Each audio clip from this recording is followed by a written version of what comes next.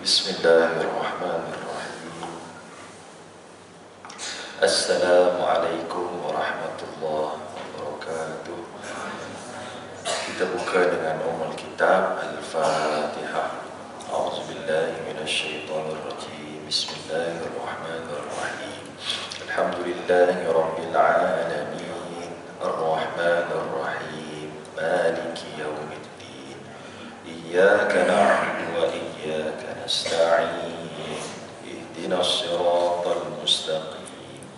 Siratal ladzina an'amta 'alaihim ghairil maghdubi 'alaihim waladdallin. Amin. Macam biasa kita mula dengan selawat pada baginda Nabi sallallahu alaihi wasallam.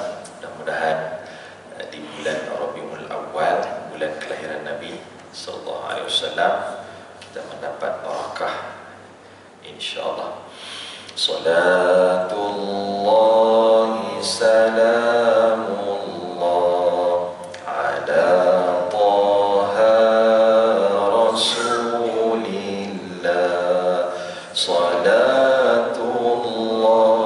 salamullah ala yasin habibillah.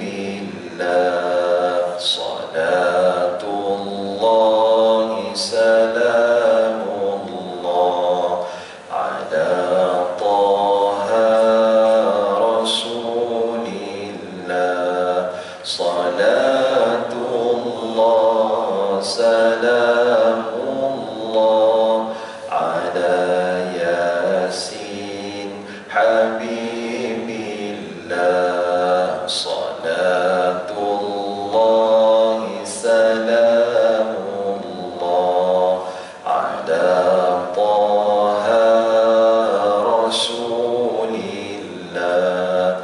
Salatullah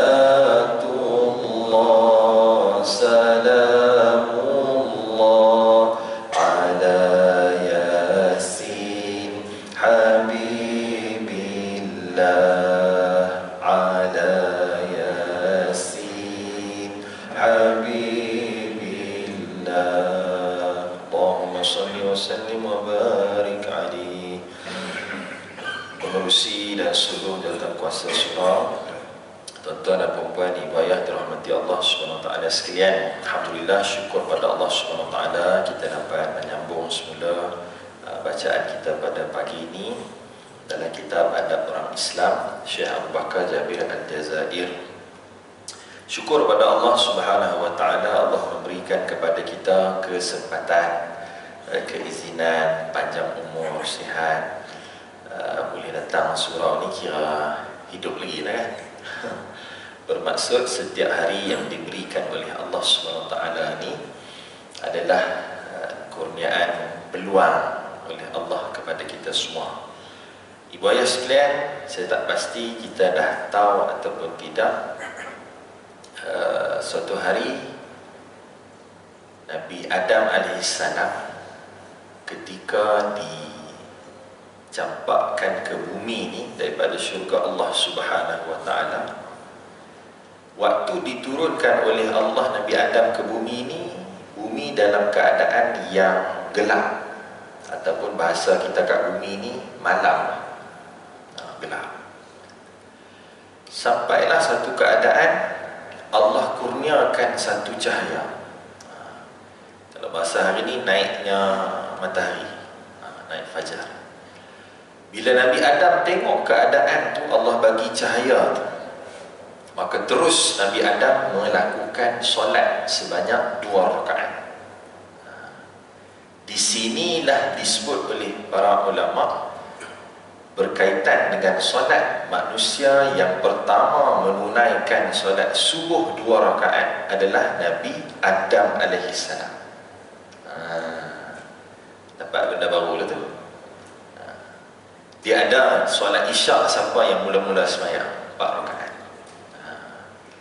Ringkas cerita, sekadar kita punya teaser pagi ni tentang solat adalah semua makhluk Allah SWT, Allah nyatakan dalam Al-Quran, mereka ini semua makhluk, manusia ke, binatang ke, tumbuh-tumbuhan ke, malaikat apatah lagi, semua ni adalah hamba Allah yang salat, yang sujud pada Allah. Dan Allah sebut dalam ayat tu, mereka tahu bagaimana keadaan masing-masing ketika mereka solat sujud pada Allah Subhanahu Wa Taala. Maknanya semua sembahyang. Ini kita punya kesyukuran pada Allah. Allah memilih kita untuk bangun solat subuh 2 rakaat, termasuk kawan-kawan yang ada di online kita ni lah. Boleh bangun, jaga, dan masih diberi keizinan oleh Allah Subhanahu Wa Taala. Alhamdulillah. Sajalah semangat sikit. Masa lagi habis ni kami ada seminar solat dan selawat di UKM. Penceramah pertama Ustaz Don Daniel, kami sebagai urus dia. Lagi lah pukul 8.30 start. Itu yang saya sebutkan dia. Kita sekali lagi tak boleh sarapan bersama-sama. Habis ni saya terus ke sana insya-Allah. Jadi tuan-tuan tolong makanlah saya punya apa dia tu, roti canai ke lontong apa pagi ni tak tahu. Baik, ibu-ibu sekalian yang dikasihi Allah, kita sambung bacaan kita muka surat 19. Adab-adab terhadap Al-Quran, yakni kalam Allah.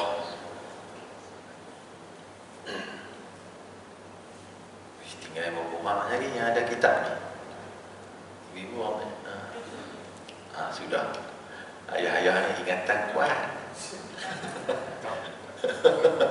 Saya rasa macam banyak kat order itu 20 lebih kot. Mungkin banyak balik tabir. Okey, tak apalah.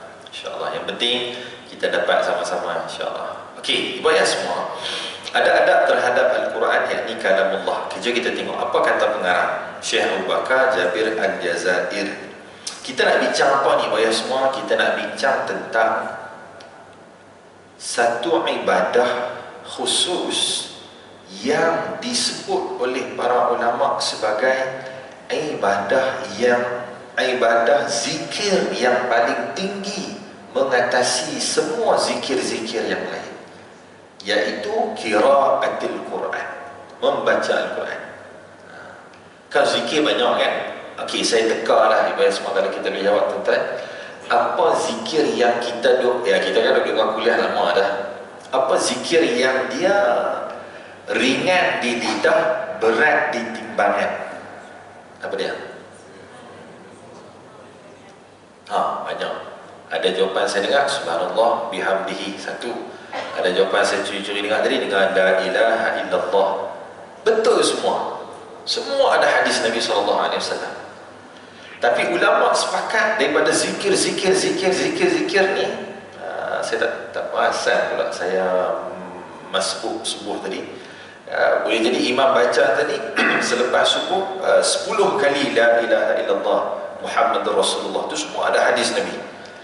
Tapi daripada semua tu tadi, ulama menyatakan paling atas zikir di lidah ni adalah membaca Al-Quran. Hak tu paling tinggi sekali. Sebab apa? Nama pun kalamullah. Ini kita bincang pagi ni.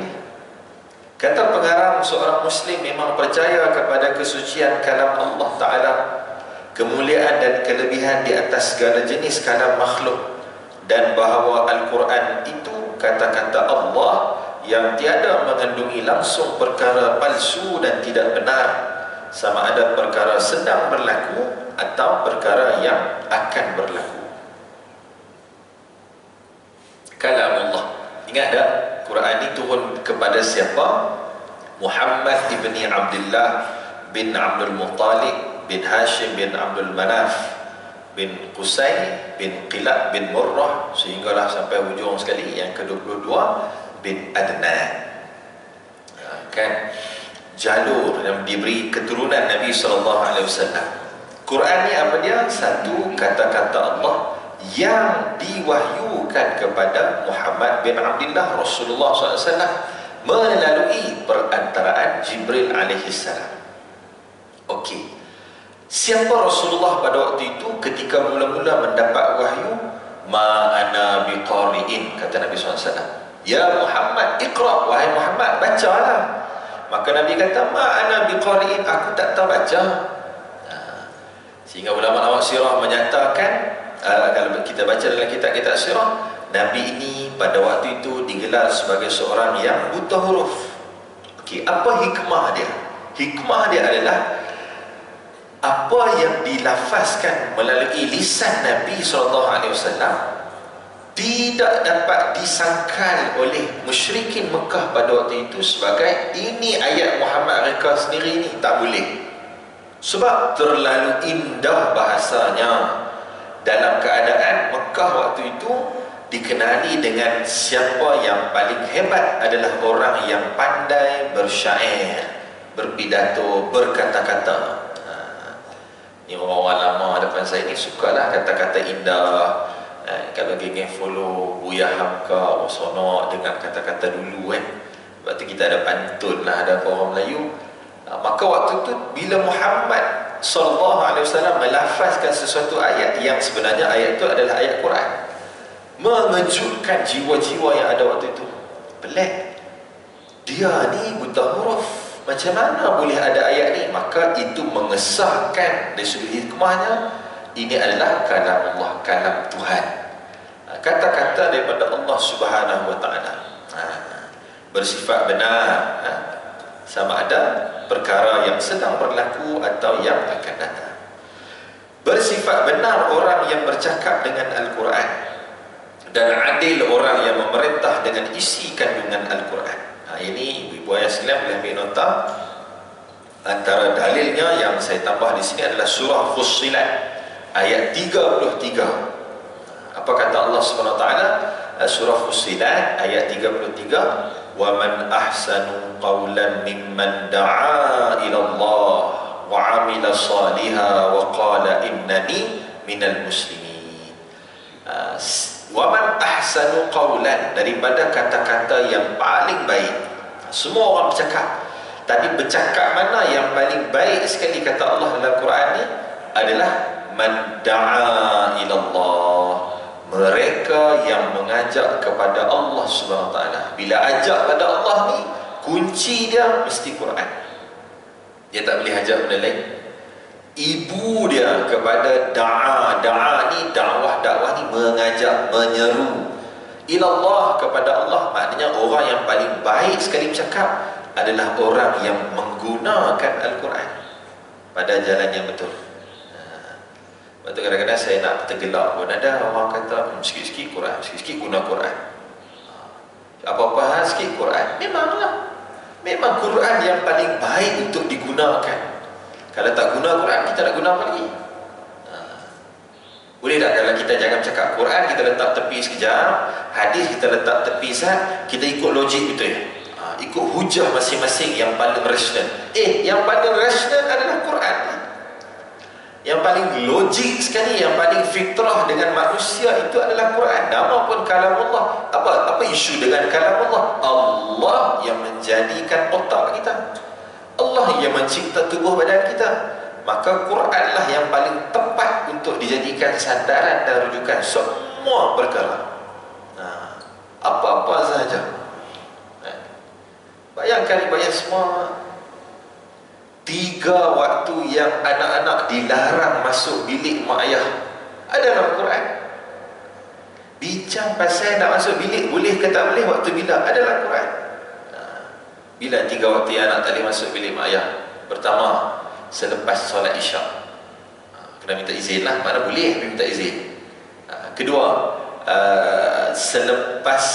sebelum subuh, mana lepas betul-betul lepas isyak. Yang kedua, sebelum subuh. Yang ketiga, bila? Waktu qailulah ataupun waktu tengah hari, sikit sebelum zuhur. 3 waktu ni, 3 waktu yang kita duduk tergedam baring dalam bilik dah. Kalau mak ayah, anak jangan masuk lagi. Ada perkara yang anak tak boleh tengok apa yang berlaku dalam bilik mak ayah dia. Ada 3 keadaan tadi. Setengah ulama sebut haram anak-anak masuk bilik tadi pada 3 waktu kecuali dengan izin mak ayah. Benda ni ada dalam Quran. Ekonomi ada dibincangkan dalam Quran, surah Yusuf. Kejadian hujan dibincangkan dalam Quran. Macam mana kita boleh naik kapal terbang hari ini ada dibincang dalam Quran. Bagaimana burung mengembangkan sayap, kemudian sayapnya tak tegak macam tu je, sayap dia ada bentuk-bentuk sikit. Bentuk-bentuk itulah untuk melawan angin supaya tidak berpusing Burung tadi boleh terbang, maintain dan stay dalam tempoh yang lama di atas awan, beratus ribu kilometer di atas awan. Saintis tengok ayat ni lah mereka cipta kapal terbang. Maka tiba-tiba kita yang konon belagak pandai cakap nampak hebat ni, Quran boleh tak kita letak tepi Ustaz? Kita takut sensitif kepada setengah masyarakat. Lah, nampak sangat kebodohan kita. Takut sangat sebut Quran dekat masyarakat sebab sensitif. Kita kan masyarakat majmuk berbilang kaum, maka cakaplah benda-benda yang rasional boleh diterima oleh semua orang. Quran sebab kita orang Islam yakin dengan kalam Allah. Pasal apa? Itulah kata-kata yang paling benar dan paling baik. Semua okey dalam surah ni, saja bagi tegas sikit. Kawan-kawan kita lah kat luar sana, kawan-kawan di internet ni, di media sosial ni, takut sangat kalau sebut Quran. Nampak Islami ustazah sangat kalau guna Quran. Ini berbalik pada soal keimanan, keyakinan kita kepada kalam Allah. Adil orang yang memerintah dengan isi kandungan Al-Quran. Yang ini clear. Yang paling adil pemerintahan di dunia ni berdasarkan perintah Allah SWT, inni ja'ilun fil ardi khalifah. Memang Allah hantar Nabi Adam AS, kita mukaddimah tadi, hantar kat bumi. Kenapa hantar kat bumi? Sebab Nabi Adam makan buah larangan ke? Hanyalah sebagai sebab. Tapi memang awal lagi Allah jawab kepada malaikah. Kan ada beberapa golongan dalam syurga yang mempersoalkan, wahai Allah, kenapa ciptakan satu makhluk yang akan buat kerosakan di muka bumi? Siapa dia ni? Malaikat tanya. Sebab tu mempersoal ni tak salah. Anak-anak kita tambah hari ni, wayah semua, anak-anak lagi banyak tanya, cucu pun lagi banyak tanya soalan pelik-pelik. Kan? Jenuh jawab kita kalau tak reti. Maka tanya ni salah ke? Boleh, tak ada masalah, boleh tanya. Malaikat pun tanya, ya Allah, kenapa nak kena buat juga satu makhluk yang akan buat kerosakan di muka bumi? Tapi ada satu tanya yang melampau. Apa dia? Tanya dengan kesombongan, bongkar. Kenapa nak buat satu makhluk yang daripada tanah sedangkan kami daripada api? Syaitan lah. Kami lagi baik pada mereka. Ana khairu minhu, aku lebih baik pada dia. Siapa dia tu? Manusia daripada Adam. Aku ni syaitan, lebih baik pasal daripada api. Ini soalan penuh sombong. Sebab tu ketika bertanya ada adab dia juga. Maka malaikat tanya dengan lemah lembut, dengan sopan, kenapa nak buat satu makhluk yang akan buat kerosakan di muka bumi? Lalu jawapan Allah apa dia ayat tadi? Inni ja'ilun fil ardi khalifah. Memang Allah buat makhluk ni, iaitu manusia, namanya Adam ni, untuk berada di bumi sebagai khalifah. Apa dia ulama sebut? Iqamatud din wa siyasatud dunya bih. Khalifah ni apa dia? Menghidupkan bumi dan mentadbir bumi dengan agama Allah Subhanahu Wa Taala. Tadbir bumi dengan agama Allah ni apa dia? Al-Quran. Quran menjadi rujukan perlembagaan. Ini dia punya maksud. Baik, mereka yang berpegang dengan Quran tetap akan selamat dan berjaya, manakala orang-orang yang menentangnya tetap binasa dan rugi. Di antara perkara yang menambah keimanan seorang muslim terhadap kebesaran Al-Quran, kesuciannya dan kemuliaannya ialah hadis-hadis berikut yang dengan sendiri yang menyatakan kelebihan Nabi pilihan Sayyidina Muhammad ibni Abdullah. Jom kita tengok.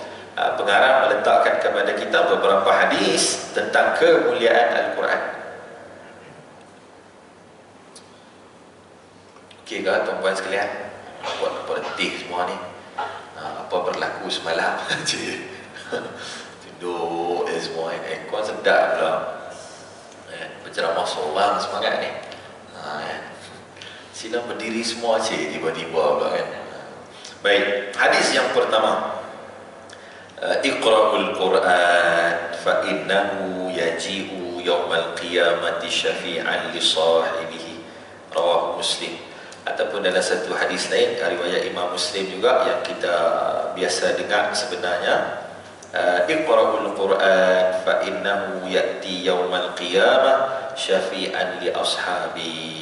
Bacalah Quran. Quran ni akan datang pada hari kiamat kepada best friend dia, kawan baik dia.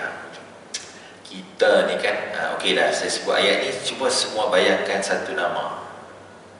Sepanjang hidup kita ni kan, siapa best friend kita lah? Rapat sungguh dengan dia. Tak kira lah, daripada zaman sekolah ke, geng taman ke. Satu. Yang kedua, best friend tu ada dalam surau ni. Boleh jadi ada, boleh jadi ada ustaz. Dulu mati lah. Arwah lah. Kan? Okey, dua. Yang ketiga, kita kena faham best friend lah macam mana pun. Ya. Quran kata apa? Allah, hilang lah begini. Ustaz Saiful Hafiz hafal lah. Tapi saya ingat maksudnya adalah mereka yang berkawan baik ini akan menjadi musuh ketika berada di hadapan Allah di hari kiamat. Illal muttaqun, kecuali orang yang bertakwa. Mana kita duduk best friend dengan dia ni, kita akan geng juga dengan dia sama-sama di hari akhirat nanti kalau muttaqun, dua-dua ni bertakwa pada Allah. Kalau best friend kerana selain takwa pada Allah, ingat, hatulah yang akan jadi musuh utama di hari akhirat nanti. Ui, dah best friend. Apa maksud best friend? Selalu duduk dengan dia, makan dengan dia, apa-apa tak ada duit pinjam kat dia, apa-apa masalah mengadu kat dia dulu. Best friend, mana jaga ayat sangat. Kita main lepas dah kawan baik, tak terasa hati lah, pasal dah kawan rapat daripada zaman universiti, maka cakap pun main lepas ya. Rupa-rupanya bila sampai di hari akhirat, hari kiamat nanti, dia claim balik, ya Allah, dia ni dah pinjam duit aku tak bayar balik. Itu kat dunia kata halal. Ya Allah, dia ni yang dah mengantar aku ni. Dia claim balik. Sebab apa? Perhubungan tadi bukan berdasarkan muttaqun, ketakwaan pada Allah. Baik, tinggal saat kat tepi, tapi Nabi bagi satu jaminan. Ada satu lagi best friend yang akan jaga kita sampai syurga Allah, iaitu Al-Quran. Bagi orang yang waktu kat dunia lagi, dia ni telah ashabul Quran, menjadi geng ataupun sahabat kepada Al-Quran. Subhanallah. Ibu semua ambil nota ni. Dua makhluk yang boleh bercakap di padang mahsyar nanti, dua. Pertama Al-Quran, yang kedua puasa. Jangan tanya saya, Ustaz, macam mana Quran cakap mulut dia macam besar mana? Jangan tanya, saya pun tak tahu. Ustaz, puasa ada mulut dah. Jangan, wallahualam. Yang kita tahu, Nabi bagi jaminan, dua ni akan datang. Kan? Yushafi'ani as-sawm wal Quran yushafi'ani yaumal qiyamah, memberi syafaat kepada hamba Allah di hari kiamat. Quran kata apa? Ya Allah, dia ni berjaga malam kerana membaca aku. Hari ni aku nak bagi syafaat pada dia. Allah izinkan. Selamat. Puasa pula mai, ya Allah, dia ni rajin sungguh. Isnin Khamis tak tinggal. Ini saya tambah ayat lah. Isnin Khamis tak tinggal, Ramadan apatah lagi wajib. Tambah pula 6 hari Syawal. Kemudian 10 Zulhijjah pun pulun juga. Hari Ashura pun pulun juga puasa. Asal dapat hari yang kelebihan puasa sunat, memang dia puasa, ya Allah. Maka hari ni aku nak bagi syafaat kat dia, pasal dulu dia geng aku, dia rajin puasa. Allah izinkan dapat syafaat. Sebab tu kita yang selalu berharap dengan salawat dan sunnah Nabi yang kita ikut ni, mudah-mudahan kita dapat syafaat Nabi. Tapi pilihan lain yang kita ada adalah memperbanyakkan baca Quran dan membanyakkan puasa. Sebab ini geng-geng yang boleh bagi syafaat, menyelamatkan kita ketika waktu semua mencari syafaat. Hari itu waktu yang semua cari syafaat. Apa dia? Perlindungan. Carilah, cari. Maka orang yang geng Quran, ya'ti yaumal qiyamah syafi'an, yaji'u yaumal qiyamah syafi'an li sahibihi ataupun li ashabihi. Ini satu yang kita kena hati-hati, jaga semua. Kadang-kadang nak rasa nak tampar juga diri kita ni, sibuk sangat sampai tak ada baca Quran. Allah, okay. Sibuk apa sangat sampai tak ada baca Quran? Mana ada orang sibuk sampai tak sempat buka handphone? Abang, kenapa abang tak tengok telefon? Saya telefon abang banyak kali. 2 hari abang tak tengok phone. Kenapa? Tak pernah lagi. Bohong. Yang berlaku seminggu tak baca Quran. Bukan kata orang lain ni, kata kat diri sendiri kan. Kadang-kadang sehari sampai malam, tak dan baca Quran. Saya berceramah, baca lah sikit 2-3 ayat Quran. Tak lagi sibuk program lah. Maka saya kena pandai-pandai. Tengah-tengah orang lain duduk ceramah, saya duduk dalam tepi, saya baca lah Quran. Ada kat handphone pun Quran. Alasan semua, ajar je buat sibuk daripada kalamullah. Sebab tu best friend adalah orang yang selalu bersama. Takkan sehari sekali buka Quran dan jadi best friend Quran. Best friend ni macam mana? Allah kata Syekh mana tak? Seorang ulama Quran di Syria ni, tak silap Syekh Qurayyum Rajih, selalu main Malaysia, Allah alam kan. Harboh ke tak? Saya tak ingat. Syekh Qurayyum Rajih macam pernah sebut kat surah ni, saya tak ingat banyak tempat dia kuliah ni. Kata beliau, orang yang nak faham maksud bersahabat dengan Quran ni adalah ganti sahaja handphone dengan Al-Quran. Sebagaimana kita berinteraksi dengan handphone ni, begitulah akrabnya hubungan kita dengan Al-Quran. Barulah kita boleh yakin kita ini adalah ashabul Quran, geng sahabat baik dengan Quran. Kalau hubungan kita dengan Quran tak sama banyak dengan hubungan kita dengan handphone, tak boleh nak yakin lagi kita ni geng Quran. Subhanallah. Sebab tu Quran ni kena jadi geng kita lah, selalu. Ni pagi-pagi dia baca berita dulu, habis daripada muka depan sampai belakang, kan? Quran tak cari. Masya Allah. Baik. Kemudian hadis yang kedua, buaya sekalian, saya minta izin pukul 7 memang saya kena habis. Kita pengarah program, dah sampai lewat tak boleh. Okey, yang kedua, khairukum man ta'allama al-Qur'ana wa 'allamahu, rawahul Bukhari. Sebaik-baik kamu ialah orang yang belajar membaca Quran wa 'allamah, mengajar Quran. Ni profession, kerjaya, bidang paling mulia atas muka bumi. Siapa dia? Orang yang belajar dan mengajarkan Al-Quran.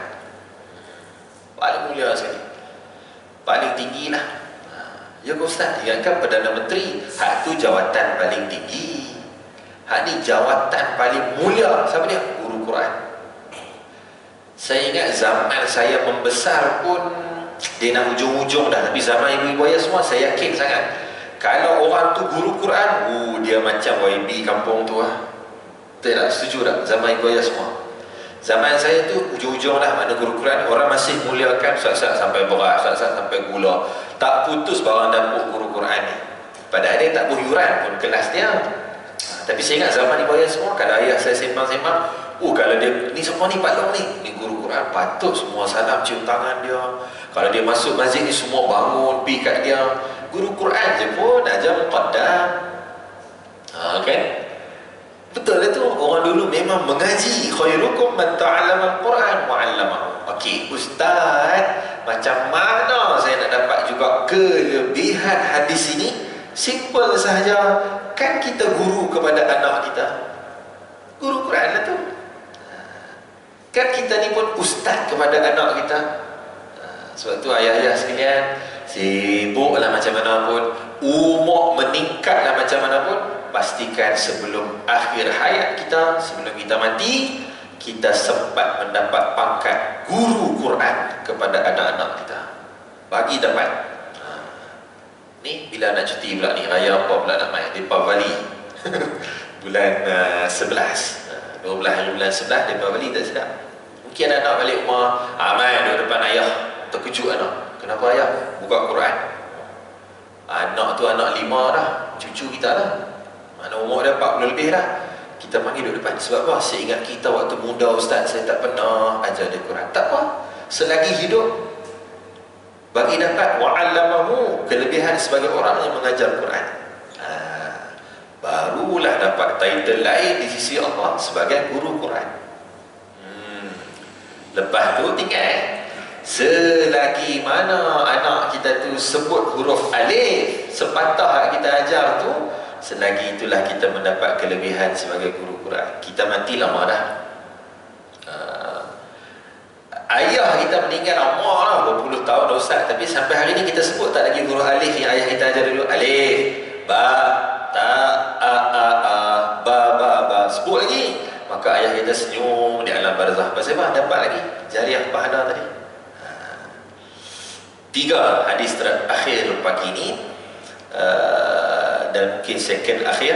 Ahlul Quran, ahlullah wa khassatahu, subhanallah. Hak ni paling power. Ahli Quran, kata Nabi SAW, adalah ahli Allah. Wa khassatahu, dan orang-orang yang paling setia kepada Allah Subhanahu Wa Taala. Bahasa mudahnya, bila kita buka Quran, kita rajin baca Quran, seolah-olah isi borang. Apa dia kepala atas borang tu? Persatuan kelab ahli Allah Subhanahu Wa Taala. Macam tu ibarat dia. Ahlul Quran, ahlullah. Logik pun. Bila orang membaca Al-Quran, Quran ni apa? Kalam Allah. Bila dia hafaz, apa maksud hafiz? Penjaga Al-Quran. Makna hak kata-kata Allah ni, dia jaga Al-Quran di dada dia. Maka layaklah dia digelar sebagai ahlullah. Sebulan sekali baca Quran, ahli Allah apa? Sebaik ada Ramadan, nasib baik surah kita buat majlis khatam Quran, barulah main baca Quran. Kul huwallahu ahad. Sebaik ada majlis khatam Quran, lepas tu mengaku ahli Allah. Macam mana? Maka ahli ni wa khassatahu, dia ni setia kepada Allah sepanjang masa dengan Quran. Subhanallah. Saya, Allah alam, saya muda lagi, 30-an. Dapatlah pengalaman bekerja 3-4 tempat swasta, sekali masuk sekejap badan berkanun kerajaan. Tapi setakat tempat kerja saya yang terkini ni, saya rasa bersyukur sangat. Satu bab tak pernah sebut benda ni kat mikrofon, kat isteri sebut selalu dah. Saya syukur sangat bos kami, CEO kami ni, Ustaz Don Daniel ni, apa-apa bincangan dia mesti Quran dulu. Dia ni satu makhluk yang satu hamba Allah yang Allah bagi pada kelebihan dia ni, Quran memang lekat dalam kepala dia, Ustaz Don ni. Saya jaga bahagian training, konsultan di bawah semua. Saya kena buat latihan, training, macam-macam klien lah depan kita kan.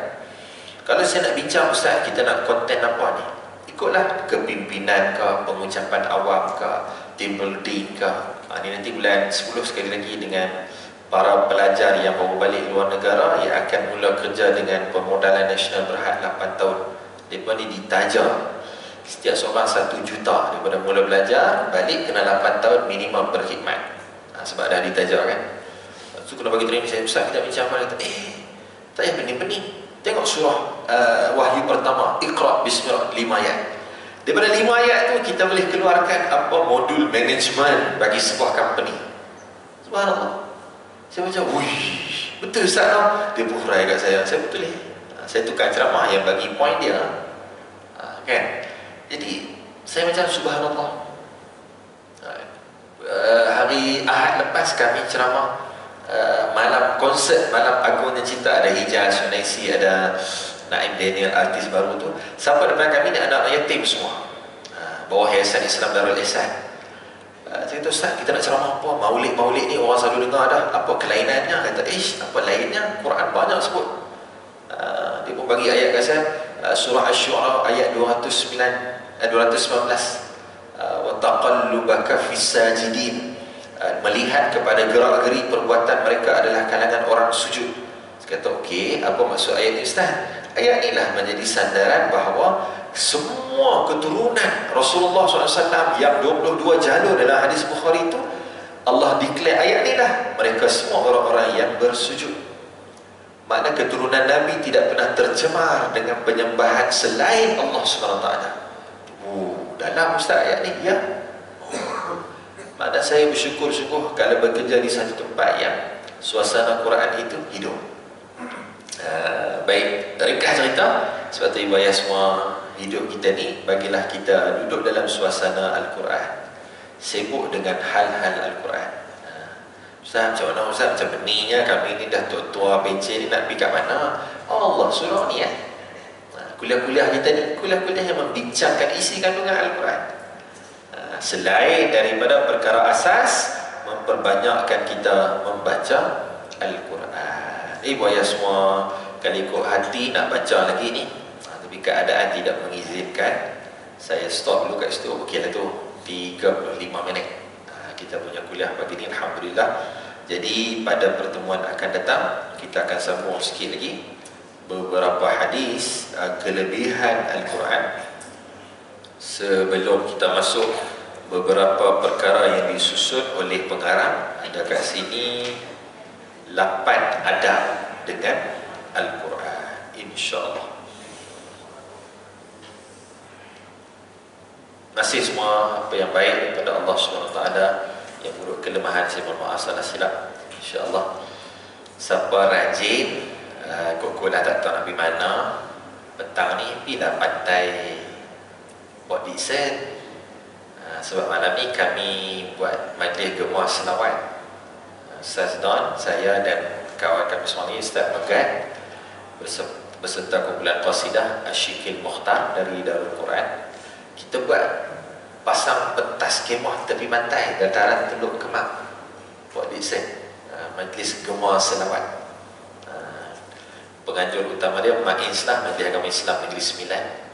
InsyaAllah mula lepas Isyak sampai pukul 11 malam.